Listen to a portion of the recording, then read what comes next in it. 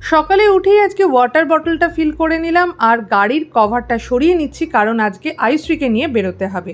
আমার এক্সারসাইজ তো মাস্ট, এটা করে নিয়ে স্নান করে খেতে বসলাম মাছের ঝোল ভাত, আর বেরিয়ে পড়লাম আয়ুশ্রীর গানের স্কুলের উদ্দেশ্যে। দেখো রাস্তাটা কি সুন্দর, তাই না? ঘন্টা পরে পৌঁছে গেলাম শ্রুতিনন্দন। আজকে ওর অ্যাসাইনমেন্ট আছে। আরামবাগ থেকে সব গ্রসারিগুলো কিনলাম আর এই ট্রলিগুলো নিয়ে বালিগঞ্জের ফ্ল্যাটে সব রেখে দিয়ে এসেছি। আজকে আমিও একটুখানি গাড়ি চালানোটা ট্রাই করলাম, অনেক দিন পর বেসিক্যালি ট্রাই করলাম, আর আনন্দে এখন আমি অরুণে গিয়ে চা খাচ্ছি।